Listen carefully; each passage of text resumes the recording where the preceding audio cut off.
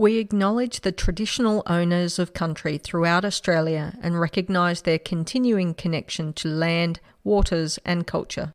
We pay our respects to their elders past, present and emerging. This is Cheryl from Dja country. G'day everyone, Cheryl Downs here. I am so glad to be able to interview Miranda Templeman, who has made her way from WA to New South Wales and back to Adelaide and probably at some point back to WA.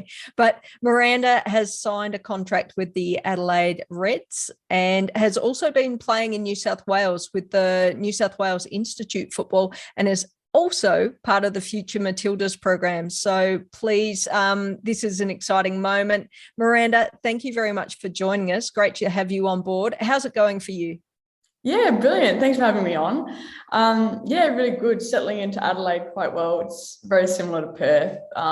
In respects, it's quite easy to get around everywhere. And, you know, the club's been great so far. We start training tonight, but even before we stepped on the pitch, they've been super welcoming of me. And the squad's been great so far. And it does look like a good squad as well. I think you've got a few signings still to go, but at the moment for yourself in the goalkeeper, but you've also got Annalie Grove there as well. Have you guys spent a bit of time together before? And is it it's competition, right? Because there's one starting goalkeeper position and you want that space, she wants that space. How good is the camaraderie working together with her? Yeah, it's great. Like I've worked with Annie throughout most of the year in Sydney with the Future Matildas program. And she was kind of a bit older than me. So she came in and Leah had her almost as a little bit of a mentor for me, which was great. As you're saying, like it is at the end of the day, a competition for spots. But I think we'll have that good dynamic where it's during the week, we're both pushing each other to try and get that number one spot. And at the end of the day, whoever plays on the weekend, the other person's going to be there supporting them. So I think that's a great dynamic to have within the squad. Yeah. So can you tell us a little bit more around the move to New South Wales for the Future Matildas program and to play for Football New South Wales Institute? How did that come about? What are you learning from that? And what's the program like? Is it something that after the A-League women, I was about to say the W League, but let's just say after the dub season has finished, is that something that you head back that way as well? Yeah, I think that's definitely the plan. And I was lucky enough to stay with Bradley Henry's family while I was over there in a host family. And they're absolutely amazing and basically said I've got a home in Sydney whenever I need. So that's an amazing feeling to always be welcome there and have somewhere to stay. But in terms of the football side, Future Matildas kind of came about. I was talking to Leah Blaney a bit in 2019, but kind of said, look, I want to finish my schooling in WA because I was going into year 12 then. And she said, yep, that's right. We'll come back to it next year. And so I was kind of always planning to go over there. I applied for university in Sydney, so I'm still studying at a Sydney university. So that all worked out really well. And just the quality of football in the New South Wales NPL is a massive step up. So being able to test yourself against, A-League women's players every week is just something great for my development, especially. Now, I don't want to sound like I'm certainly not being ageist, but you are really young. And some of the challenges, we saw just recently Alana Kennedy had been away from home for quite a while, hadn't been able to see her family. So it's not an ageist comment to say, how are you actually doing without the support directly of your family right with you? And has that been one of the biggest challenges of moving interstate at such a young age or just moving interstate? I'm not your age, moving interstate would probably kill me and my family. So yeah, no, it's not very bad. I think it was definitely something that's intimidating when you look at it. And there are a lot of nerves there. Going over to Sydney, I think I was probably more nervous than I was coming to Adelaide. But as I was saying, the Henry family just made it such an easy move for me. And, I've got little sister necklaces from all the girls. So I'm like, they're so supportive of me and everything I do. So they made that super, super easy, as did the whole Future Matildas program. Leah's checking up on me, how I'm doing all the time. So off the field, well-being is a massive emphasis for that program as well. And I think I went home to Perth for a little bit in between after the NPL season finished, and then came here. So I think just the fact that I've done it once, like I can do it again, and having that transition where I'm in a host family, now I'm staying in a townhouse with another player, and it's kind of a slow transition out of home, which I think has made it a lot easier. Yeah. And does that make it easy when you think about football? And it's not something that, I mean, I work remotely, but if you go off and sign a contract, not only playing for Football New South Wales or the New South Wales Institute or Adelaide United, but I don't know if it's on your radar to actually try and play internationally at some point. But are these are the skills that you're sort of developing for that future as well?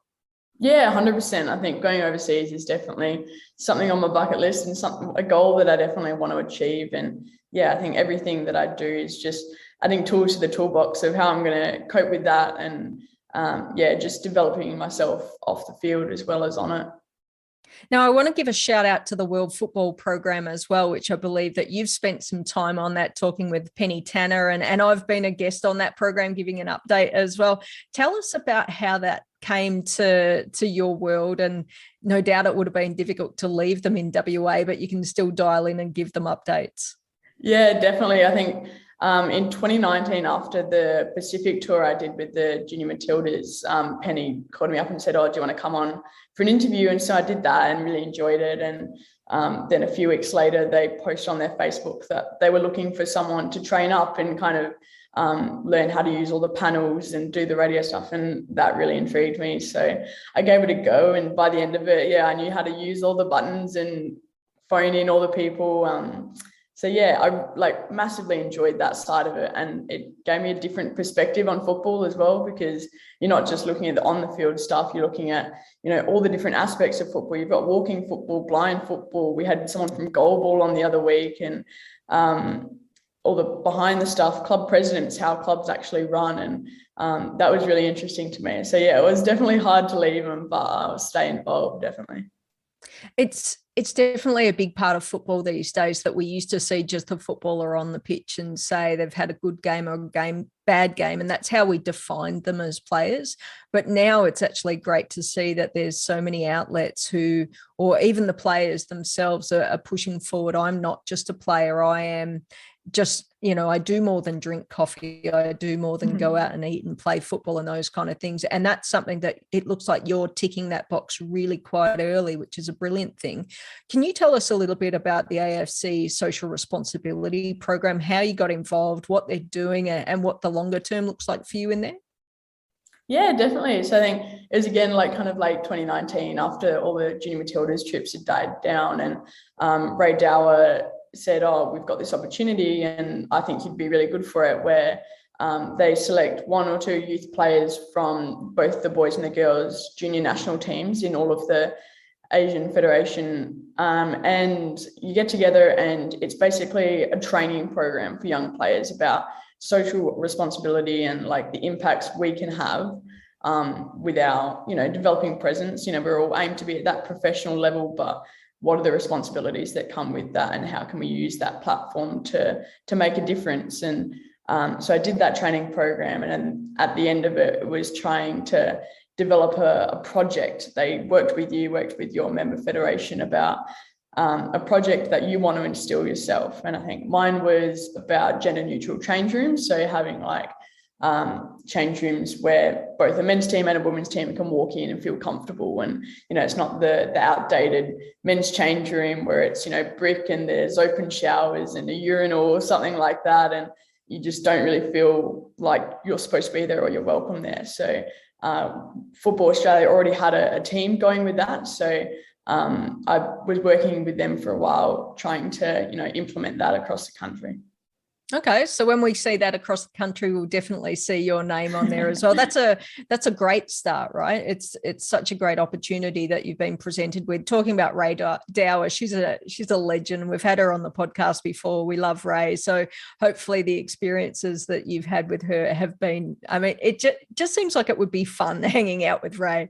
Yeah, 100%. And I mean, the whole Junior Matildas trip was amazing, and the Pacific trip especially, because it was a friendly tour where it was actually funded by the Department of Foreign Affairs and Trade. So it was about building the relationships between the country. It wasn't so much about the football side. And I think that's where Ray comes to life, especially like, yes, she's an amazing coach, but she's such an amazing mentor off the field and just big on the holistic picture and so much fun. It was almost like a holiday where I got to play football. Like, it's absolute dream come true. That sounds perfect. Now, talking about the full person as well, that's not all that you do. You're also studying sports science and coaching. Can you tell us a little bit about that as well?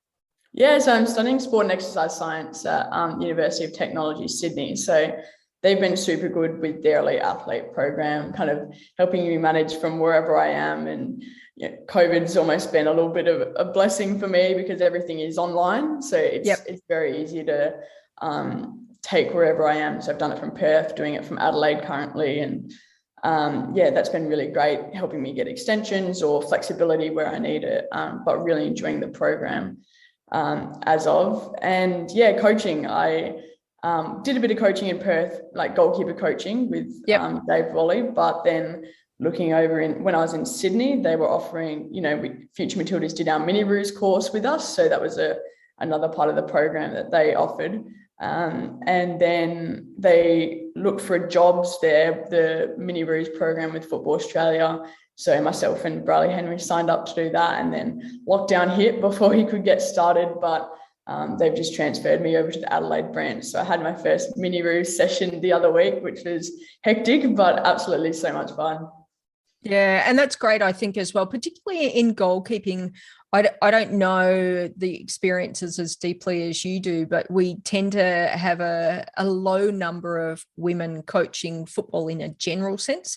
But then when I personally look at goalkeeping coaches who are women, I don't think I could name too many. I think, certainly Bubs, but I think Bubs is more of a coach more generally rather than specifically targeting goalkeeping coaching. So if you can stay in that, would be thrilled to see you there. Are there any other women coaches that you're aware of in Australia or around the world? Tracy Wheeler, who's a former Matildas of course, goalkeeper. Sorry. Yep. Yeah, she's done a bit of work with some of the NPL clubs back in Perth. There's not a whole massive amount, as you were saying. So it's definitely an area I'm keen to stay involved in.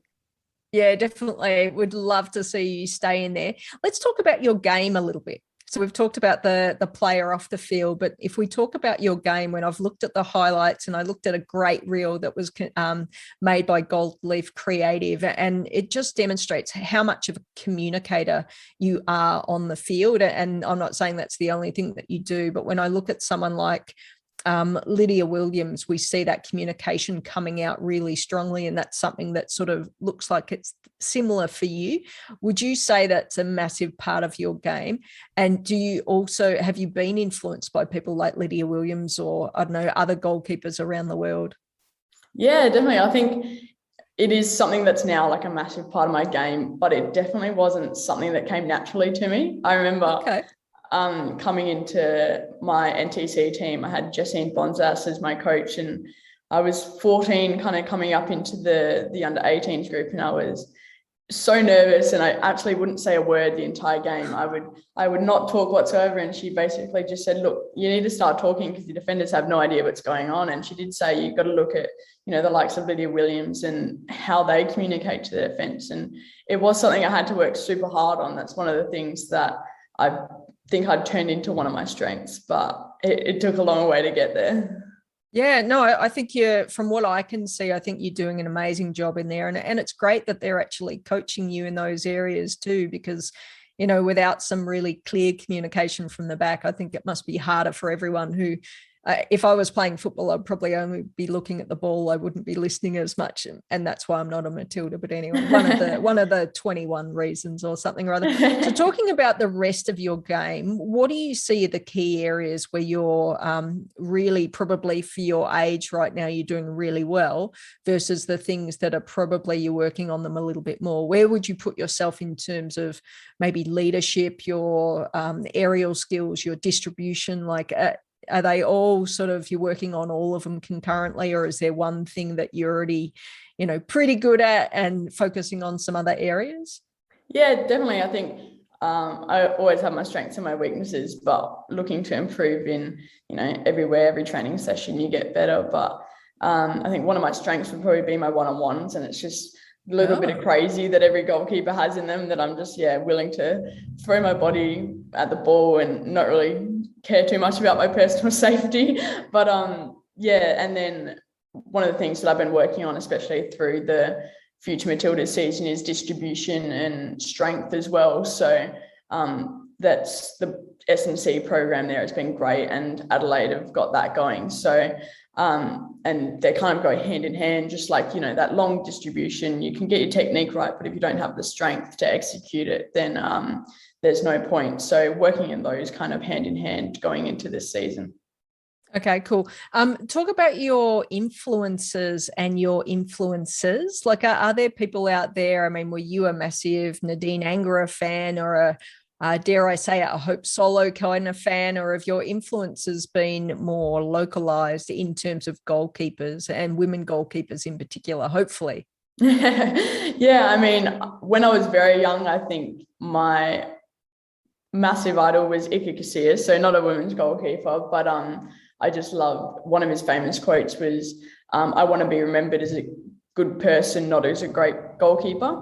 And so I like that kind of, he's one of the world's best goalkeepers of all time, but he also has that, I'm a human side to him. So I've had his poster up on my wall since I was about 12. But in terms of local influences, I think Lydia Williams has been massive for me. I think the Perth versus Melbourne City grand final that was held in Perth back when Sam Kerr was leading the line. I remember getting a photo and an autograph from her and just being absolutely starstruck. But yeah, the way she's kind of held that consistent spot in the national team is just an awe to me. Like, that's what everyone's aiming to achieve, is to hold that spot so consistently. She's definitely been a massive role model for me. And hopefully you'll be up there and in amongst it pretty soon. I mean, it's really quite competitive when you look at goalkeepers for the international squads that we see, but hopefully we'll see you there soon. Just a couple of questions more broadly. So it's not just about individuals playing football. What about your team? Like, what sort of thoughts and ideas do you have about the different teams that you've played with? Like, what gels, what's harder, like, any of those kind of questions? Yeah, I've been super lucky to be a part of like a massive amount of great teams with great cultures. I think growing up, I played a lot of boys football because there wasn't a lot of women's teams at a younger age. So I played boys NPL up until I was 16 and was always, the only girl on the team, but I think was embraced just the same, and got along well with everyone, and all the parents as well were absolutely so supportive of me. And then in 2019, the Junior Matildas group was probably one of the most tight-knit groups I've ever been a part of. And it says something that I'm living with Georgia Beaumont now, who's just signed for Adelaide, and we kind of picked up, we haven't seen each other since that trip, but picked up exactly where we left off. And I think that's probably what led us to do so well in that tournament. Was I think we got messages before our first game against Japan saying, oh, you guys are going to get smashed. Like, no one's ever beaten Japan, like on a junior national team level, when we go out there and kept a clean sheet and drew 0-0. And it was just, you could feel it on the pitch. And I think that was the most fire I've ever felt in a game, was that, because everyone just had that desire to go out there and work for each other and work for Ray, because she had so much faith in us, and actually pulled us aside before the game, and because she heard a few little whispers going around about, people were intimidated by the force that Japan had. And she basically said, well, if you don't think we can do it, then why the hell am I here? So we had that fire to go and do it for her almost, and pay her back for everything that she's done for us. All right, very good. I've got plenty more questions for you. We'll keep going until you say, no, I'm done. I've got nothing else to say. Best goalkeeper in the world right now, women's goalkeeper. Women's goalkeeper. Oh, that's hard. I think Lydia, I would say Lydia a few years ago, but this year I'd say Tegan Micah has been doing absolutely amazing. And I think given a few more opportunities, she's only 24, but I think coming into that prime age of when you've got that balance of had that time to develop technically, but also still young enough to, be in your prime physically. So she's coming up to that peak age where I think she's going to be a real powerhouse in the world. Oh, very good. All right. Your thoughts on the game on Saturday night between Australia and Brazil? Yeah, brilliant. I think the emotion was the best thing ever. And also seeing my old roommate, Bradley Henry, making her debut, I think I nearly cried. Such a great feeling, very surreal. Super, super proud of her. So, that was an amazing game. One of the things which is in the news right now is a discussion from FIFA's technical advisory group about a World Cup every 2 years. What are your thoughts on that? Yes. I think the more opportunities we get to play on a world level, the better, and just gives every 4 years is a long cycle, and especially for players like Lydia Williams or players that are coming to the end of their career, I think they would look at this and be like, hell yeah, I can hang on for another 2 years, rather than looking at that 4-year gap and being like, oh, can I make it to that next world event? But yeah, and I just think the more games we can get on that world's level, the faster we'll improve as a team. And you see with Tony coming in and having that project kind of building up, introducing some young players into the squad, but keeping that core the same. I think, the more games we can get, the better that team's going to get. Yeah, good position. I feel that there's a lot of people saying, no, we only want it every 4 years, but great to hear the perspective of why every 2 years is a good thing. All right, last question. On our podcast, we always talk about our Queens of the Week. I don't know if you've heard about it, but Queens of the Week are basically, you want to give a shout out to this person because you thought that they represented the best thing of the week. Do you have a Queen of the Week in the football realm, whether or not it's Ray Dower because she rang you up and said, "G'day, mate, how are you?" or someone else? Oh, look, I'd have to say Bradley, just insanely proud of her. Making her debut this week, and while I was staying with her, she actually fractured her leg, so she's just come off the back of a long injury stint during lockdown, which is never easy. And I had the same experience coming back to COVID football after my knee, and it's just like, oh well, I've done all this work to get back and nothing's there, and you feel like you've got no reward. So super, super happy for her to get that reward at the end of the day, because she deserves it. Yeah, well, it's been wonderful chatting to you, and you deserve lots of great things coming your way in football. We also hope that you'll join us on the podcast again, depending on how your schedule allows it, but maybe we can get you on the podcast and you can interview Briley, and we'll just sit back and just watch the two of you have a great chat. But Miranda, it's been great fun chatting with you. I've really enjoyed it, and I think the people listening to the podcast will love hearing more about you and your journey, and we wish you all the very best. Hats off to Adelaide. They've made a great signing in having you there. And I really think it's a great environment based on what we've seen the last couple of seasons. They've really focused on the development of, their local youth, but also just youth in general. So it sounds like a great spot to be. So thank you again. No worries. Definitely a team on the rise. So be good to see us this season. I think we'll do well.